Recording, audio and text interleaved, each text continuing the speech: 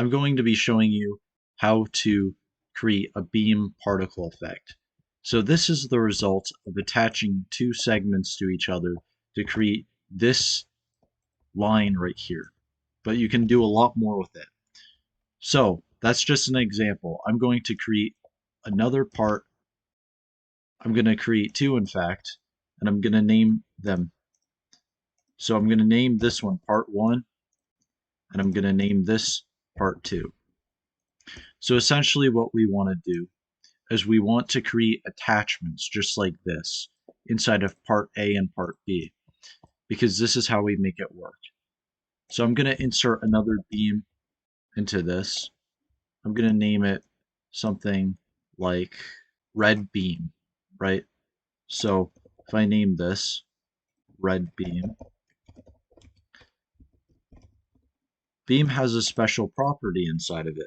So this property is called attachment 1 and attachment 0. So attachment 1 and attachment 0 are the attachments that are actually inside. So I'm going to look up attachment. I'm going to put that inside of it. I'm going to name this attachment 1. I'm going to put an attachment inside of this. I'm going to name it attachment 2.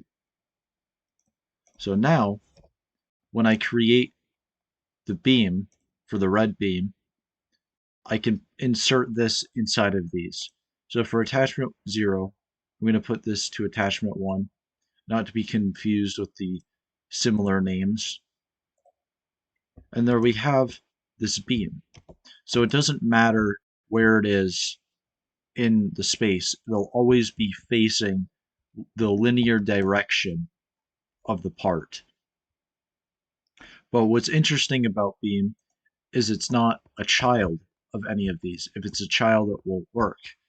So if I put this inside of here, if I put this inside of another one, it doesn't matter where it is because it still has attachments to it. So what we can do now is we can customize this. So if the one named red beam, I can now actually customize. So I can change its color, right? So we have this right here. We can turn it a bright red. I can change its light emission, which means how much light is influenced penetrating the color, so it becomes a more lighter color. The light influence is essentially how much of the visual saturation it has. Transparency, we can change it. If I make it 0, if I make it 1, it's completely transparent. If I make it 0, it's completely non-transparent. I can create the width, so I can make this 10. And as you can see on the part 0 side, or the attachment 0 side, it's thicker on this side, but then it eventually becomes this smaller area. So I could completely change the size of this, and it would affect the way that the particle interacts. So now we have it 10, and also remember that it is kind of clipping into the ground there. So if we lift this up, we can actually see the thickness because it's 10 by 10 in size. So if I make this back to what it was before, red beam, if I make this 1 and 1, it'll be this again. Face camera essentially means that the beam always has to face the camera. So if I put this on, no matter where it is, we'll always be seeing it. But this way, when we're underneath it, we won't be seeing it. But now when it's face camera, we will. So it's a 2D image essentially stretched across a moving line segment. We can also change the color. We can also have a series. So say for example, I wanted to have another color in here, right? Change it to green. So if I put it at 0.5 time, that means it'll put it exactly right here. So if I make this green, as you can see, there'll be now a green area inside of it. You can do this as many times as you like. You can add as many color segments as you like. But for me, I'm just going to keep it like this. And say if you wanted to have it a different color, you can have it whatever color you'd like. It doesn't matter. So I'm going to close it and I'm going to keep it like this.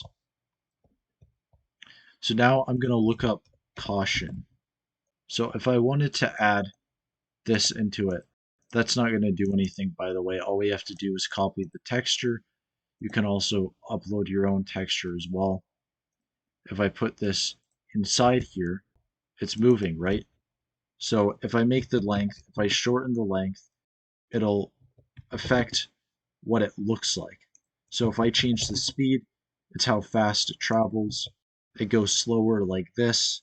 So now we have this black and white, sorry, now we have this black line streak because we've put caution texture on it. But if we got rid of the colors, it would become yellow because the colors that were influenced were changing it into red and green.